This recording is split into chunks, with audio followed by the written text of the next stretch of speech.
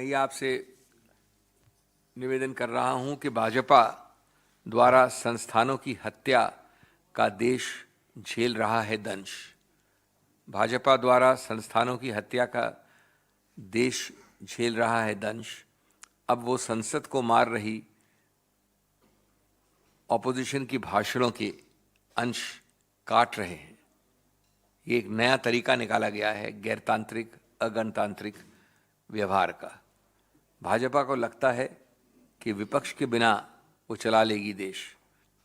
कांग्रेस की आवाज़ को दबाने के लिए नए नियम बनाए जा रहे हैं जिसके द्वारा वो ये कर सके। इस तानाशाही, इस निरंकुशता का चेहरा पिछले कुछ दिनों में संसद में बड़े नंगे रूप से दिखा है इस सत्तारूढ़ पार्टी और इस सरकार का, जिसने बार बार, चाहे वो श्री राहुल गांधी के स्पीच के बड़े बड़े हिस्सों में शब्द निकालने की प्रक्रिया हो, शब्दों को निष्कासित करने की प्रक्रिया हो एक्सपंक्शन की, या वही प्रक्रिया हो माननीय श्री मल्लिकार्जुन खड़गे जी के वक्तव्य से, या कुछ हद तक जयराम रमेश जी के वक्तव्य से भी, और उसके बाद मिस रजनी पाटिल के निलंबित होने की प्रक्रिया। मैं आपको इन सबको बहुत संक्षेप में बताना चाहता हूं, लेकिन बात सिंपल सरल ये है कि अब संसद में भी ये सरकार और ये सत्तारूढ़ पार्टी ये डराने की, धमकाने की, अत्याचार गणतांत्रिक नियमों के साथ, संविधान के साथ, उसूलों के साथ करने की प्रक्रिया शुरू करने में जुट गई है। वो नहीं चाहते कि संसद सहमति से चले, समन्वय से चले। वो चाहते हैं टकराव हो और टकराव से चले। टकराव के नए नए पहलू निकाले जा रहे हैं। आप सब ने जो जनता के समक्ष अब 2-3 दिनों से हैं, वो सभी वक्तव्य पढ़े हैं, देखे हैं, सुने हैं, जो माननीय राहुल गांधी जी ने दिए, माननीय खड़गे जी ने दिए, और आपके पास उनके टेक्स्ट भी हैं, सबको मालूम है। आप ये बताएं कि गैर संसदीय इसमें एक शब्द अगर मुझे बता दे, कोई दुर्वचन एक वाक्य बता दें, मानमर्दन किसी संस्था का हुआ है वो बता दें मुझे, आपत्तिजनक या गाली गलौच वाला कोई शब्द इस्तेमाल हुआ है वो दिखा दें हमें, अभद्र मानहानि वाले शब्द। क्या चीज है जिससे आपने ये शब्दों को निष्कासन करने, एक्सपंक्शन वाली प्रक्रिया की? और इससे ज्यादा शिष्टाचार के साथ, शिष्टापूर्वक राहुल गांधी जी और खड़गे जी ने जो बोला है वो सभी तथ्यों के आधार पर बोला है। बल्कि इतनी मजाकिया एक प्रवृत्ति दिखाई है सरकार ने कि प्रश्नों को भी निष्कासित करने का प्रयत्न किया गया है, प्रश्नों को भी निष्कासित किया गया है। जो दोनों सदनों के अध्यक्ष हैं, प्रिसाइडिंग ऑफिसर्स हैं, वो हमारे संविधान के इस अंग के रक्षक हैं, स्तंभ हैं, संरक्षक हैं, और सबसे पहले संरक्षक हैं स्वतंत्र, खुले रूप से अपनी बात रखने के सिद्धांत का पालन करने के लिए। ये एक मौलिक स्तंभ है हमारे गणतंत्र का कि हम स्वतंत्र रूप से, निष्पक्ष, निडर रूप से, स्वतंत्र रूप से, खुले रूप से अपने विचार संसद में रख सकें। और उसके संरक्षक ये लोग हैं, ये अध्यक्ष हैं, क्योंकि संसद हमारे गणतंत्र का मंदिर है। उनके कवच के बिना, उनके संरक्षक के बिना, उनकी सुरक्षा के बिना ये स्वस्थ संसदीय विचार विमर्श कैसे होगा? डिबेट खत्म हो जाएगा। स्वतंत्र बोलना जो हमारे संविधान की नींव है वो खत्म हो जाएगा संसद के अंदर। हम सबको खड़े होके इसको बचाना है। और अगर आप स्वतंत्र, खुला, निडर, पारदर्शी विचार विमर्श नहीं अलाउ करेंगे संसद के अंदर, तो कहाँ आपकी गणतंत्र प्रणाली बचेगी? वो अपरिवर्तनीय तरीके से खतरे में पड़ जाएगी।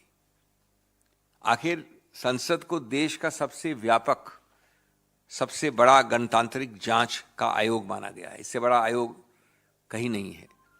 वो अपना काम कैसे करेगा अगर आप उसका गला घोट देंगे इस प्रकार के नियमों द्वारा, जिसमें आपने शब्दों को निष्कासन किया, इतने सारे वाक्यों को जिनका कोई एक्सपंक्शन के नियम से सरोकार तक नहीं है। अगर आप उठा के पढ़ें 380 लोकसभा में और यही रूल है राज्यसभा में, तो जितने मैंने शब्द कहे आपको, अभद्र, मानहानि, गाली गलौज, असंसदीय, एक शब्द बता दें, उसके अलावा आप 380 को लागू नहीं कर सकते। तो फिर कैसे किया आपने निष्कासन इन शब्दों का? और इसका सिर्फ एक कारण है, सरकार का प्रेशर, दबाव, दुष्प्रभाव, ये नियंत्रण और कमांड सन की कमांड फ्रीक सरकार है, जो हर चीज को नियंत्रण फ्रीक, नियंत्रण सन की सरकार है। और अब ये विधायिका में भी यही कर रहे हैं। 10 तारीख को इसका एक और नया उदाहरण मिला आपको, एक और नया अभूतपूर्व उदाहरण। ऐसी ऊंचाइयां इस अभूतपूर्व उदाहरण में हैं, लेकिन दुखद मिसाल बनेगा ये भविष्य के लिए। किसका? तानाशाही का और निरंकुशता का। और इसके कारण पूरी राजनीतिक, सामूहिक रूप से जो विपक्ष का राजनीतिक स्पेक्ट्रम है, वो सदन से बाहर चले गए थे 10 तारीख को। मिस रजनी पाटिल एक 15 मिनट की सर्जिकल स्ट्राइक, शल्य चिकित्सा जिसको सरकार बहुत शौक से बात करती है, उसके अंतर्गत निलंबित हुई। आरोप है एक वीडियो रिकॉर्डिंग के विषय में। पहली बात, कोई उनको कारण बताओ नोटिस, कोई प्रक्रिया, कोई अवसर नहीं दिया गया। दूसरी बात, अगर आप रूल 257, 257 पढ़ें जिसके अंतर्गत ये किया गया, तो लागू ही नहीं हो सकता। उसमें बड़ा साफ लिखा है कि ये इसके लिए हो सकते हैं निलंबित अगर, और मैं कोट कर रहा हूं, परसिस्टेंट एंड विलफुल, बार बार और जानबूझकर आप अगर हाउस को चलने न दें या ऐसा वातावरण पैदा करें कि माननीय अध्यक्ष हाउस को चला न सकें। अभी तक मिस पाटिल ने कोई जवाब नहीं दिया कि उनको अवसर नहीं मिला। लेकिन अगर ये मान भी लिया जाए कि किसी ने वीडियो बनाया, जो कि अभी किसी रूप से माना नहीं गया है, तो भी वो परसिस्टेंट एंड विलफुल ऑब्स्ट्रक्शन कहां हो सकता है? जानबूझकर, बार बार, परसिस्टेंट।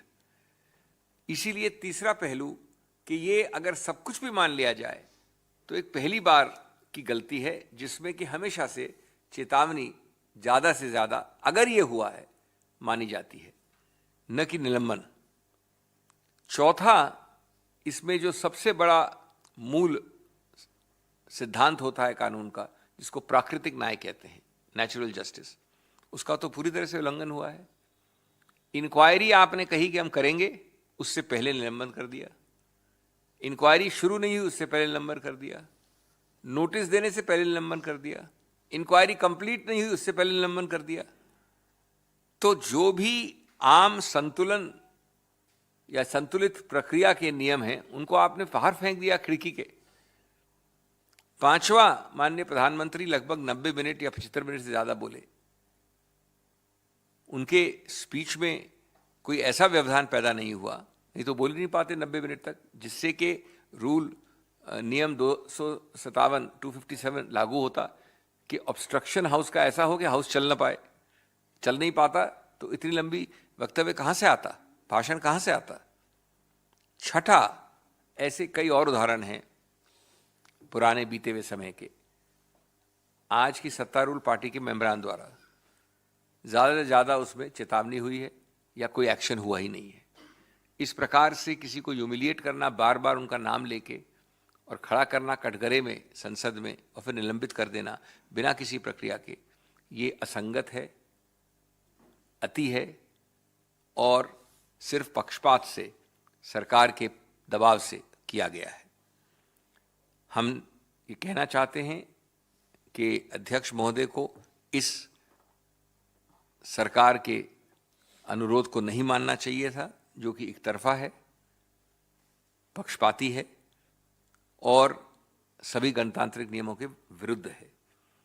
हम ये भी कहेंगे 8वें पहलू में कि अगर कोई भी आंख बंद करके, पट्टी बांध कर भी देखने का प्रयत्न कर ले संसद टीवी उस दिन का, तो आप देखेंगे पक्षपात की कितनी बड़ी ऊंचाइयां उस दिन आई हैं।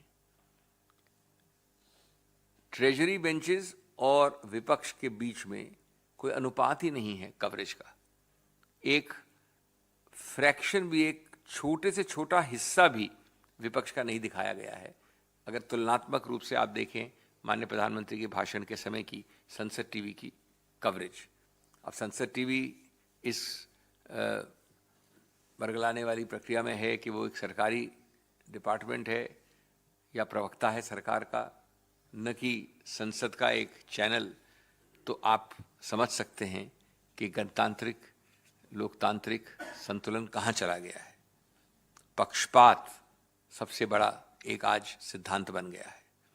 हम मानते हैं कि ऐसा जो हुआ है, पक्षपात, असंवैधानिक सिद्धांत, गैर गणतांत्रिक, गैर संसदीय, और जो एक प्रकार से विधायिका की पूरी प्रोसीडिंग्स को नीचे ले आया गया है, ये सामूहिक रूप से भर्त्सना योग्य है। और हम समझते हैं कि ये एक ऐसी चीज़ है जिसमें उस दिन तो हमने बाहर आए ही हैं।